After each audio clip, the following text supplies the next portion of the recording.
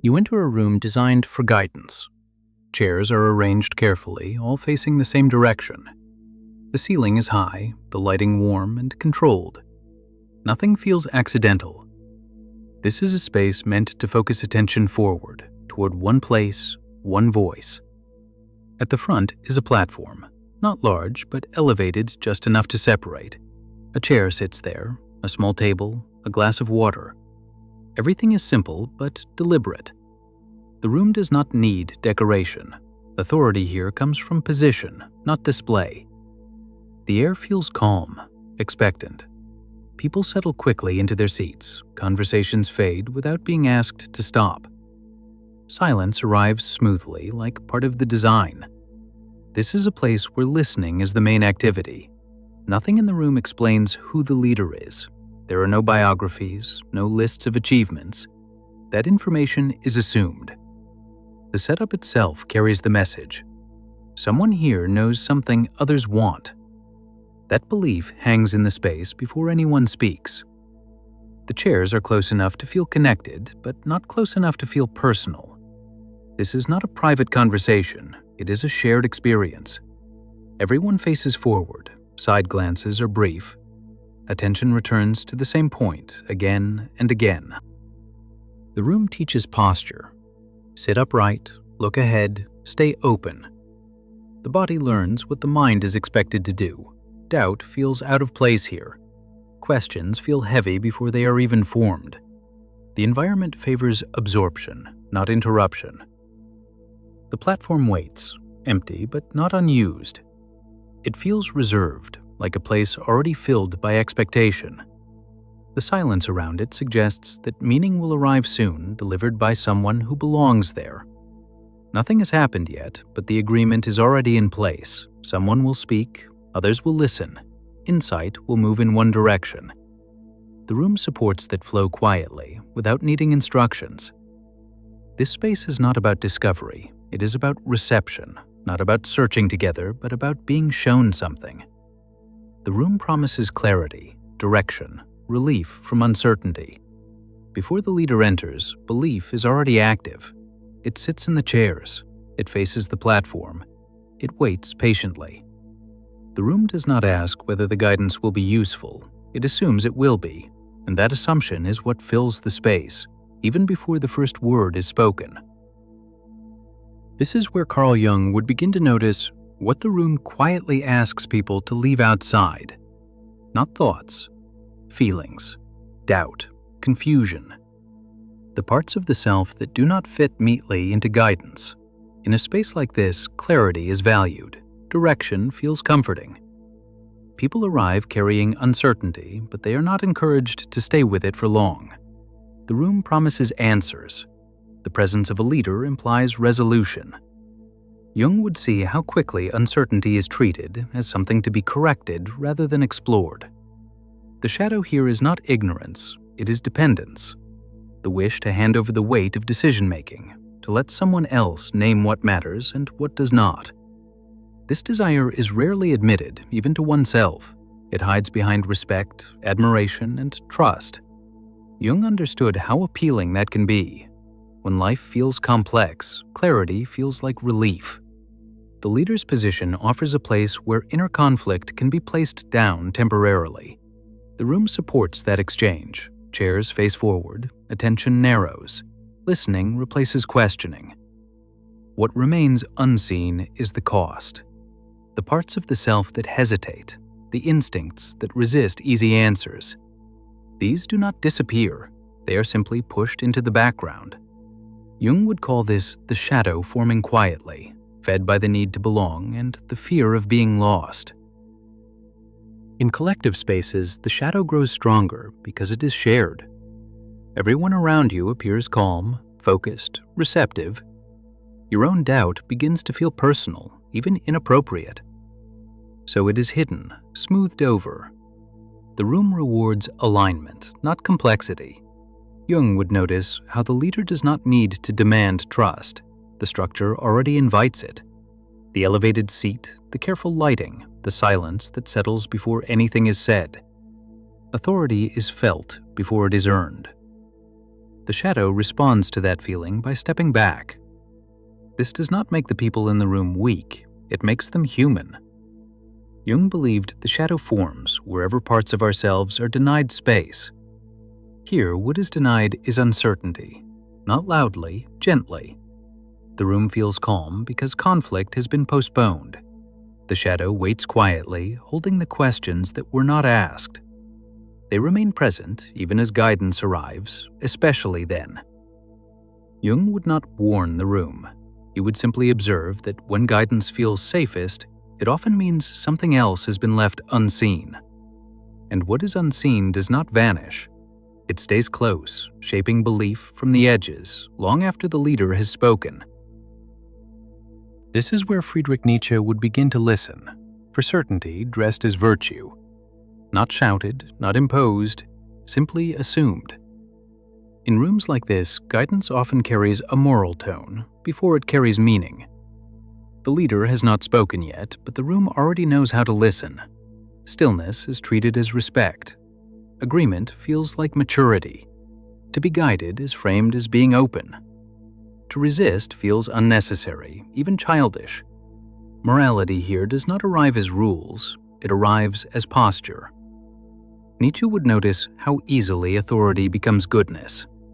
The person on the platform is not just knowledgeable, they are positioned as right. Their clarity is read as wisdom, their confidence as care. Once that happens, questioning no longer feels neutral, it feels moral. The room rewards alignment quietly, nods, silence, focus. These signals teach everyone what is valued.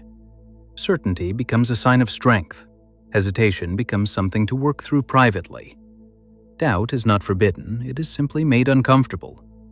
Nietzsche warned about moral systems that feel natural because they are shared. When many people accept the same guidance, it begins to sound like truth itself. Not because it has been tested, but because disagreement would disturb the calm the room provides. Here, morality does not punish, it reassures. Follow the guidance and you are progressing. You are responsible. You are doing the work. If the guidance doesn't fit, the responsibility quietly shifts back to you. You misunderstood. You resisted. You weren't ready. Nietzsche would see how this protects authority. The leader remains intact. The system remains kind. Any failure is internalized rather than questioned. Morality keeps the structure clean by framing obedience as growth. The most powerful part is how gentle it feels. No pressure, no demand, just the shared understanding that listening is good and resistance is something to outgrow. Over time, that understanding narrows what people feel allowed to think. Nothing here feels oppressive, that's the point. Moral certainty works best when it feels supportive. The room stays calm, the guidance flows one way, and belief settles into place, not because it was forced, but because it was presented as the right thing to accept. This is where Niccolò Machiavelli would stop listening to the guidance itself and start watching what it reorganizes.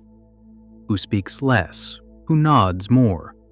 Who feels steadier once direction is provided? In a room like this, power does not announce itself.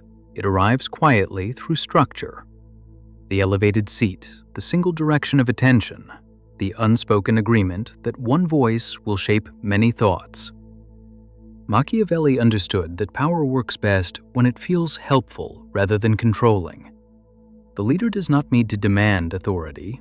The room grants it in advance. By sitting, by facing forward, by waiting. Power here is borrowed willingly. That makes it durable. People feel relieved when decisions feel simpler. Guidance removes friction. That relief is not accidental. It is the reward. Machiavelli would notice how dependence forms without force. Once guidance is accepted, it becomes easier to return for more. Uncertainty feels heavier outside the room. Inside, direction is ready-made. Power grows through repetition, not pressure. He would also notice how outcomes are framed. When guidance leads to success, authority is confirmed. When it doesn't, responsibility shifts quietly. The guidance remains sound, The listener simply needs to apply it better. Power stays protected either way. This structure benefits from calm. No conflict, no debate. Disagreement would slow the flow. So the room is designed to smooth it out. Chairs face one way, questions are postponed, the leader speaks uninterrupted. Power thrives when interruption feels impolite. Machiavelli believed the most effective power does not silence people, it organizes them. Here, attention is organized, thought is organized, time is organized. People leave feeling clearer, but also more aligned with the system that provided that clarity. Nothing about this feels manipulative. That's why it holds. Power does not need to threaten when it can guide.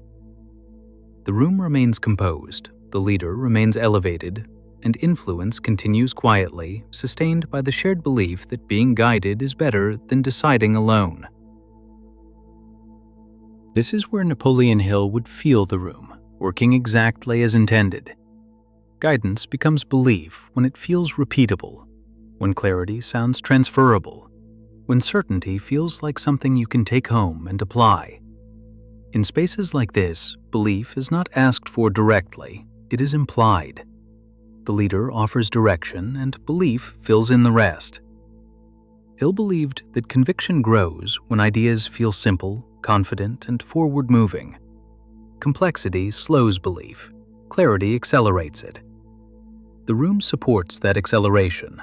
One voice, one direction, one promise of improvement.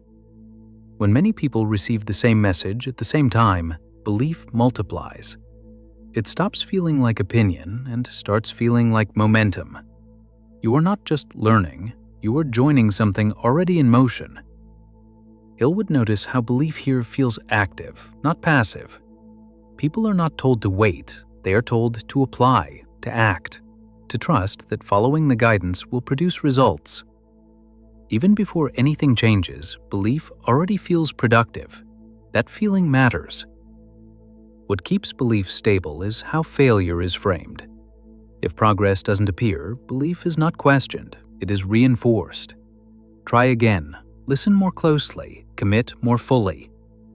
The guidance remains intact, the belief remains intact, the future stays open. Hill understood that belief thrives when it is tied to effort rather than outcome. As long as people feel they are moving forward, belief does not collapse. The room provides that sensation. Direction replaces doubt. Action replaces uncertainty. In a crowd, belief gains strength from reflection. You see others listening, taking notes, absorbing the same ideas. That shared focus confirms that trusting the guidance is reasonable. The belief does not feel risky, it feels supported. Nothing here feels deceptive. That is what makes it powerful. Belief does not need proof when it offers direction. The room promises progress, not certainty, and for many people, that is enough. The session ends, the chairs empty, the guidance lingers. Belief leaves the room with everyone who listened, carried quietly, ready to be tested later. Trust remains not because anything was verified, but because it felt right to believe together.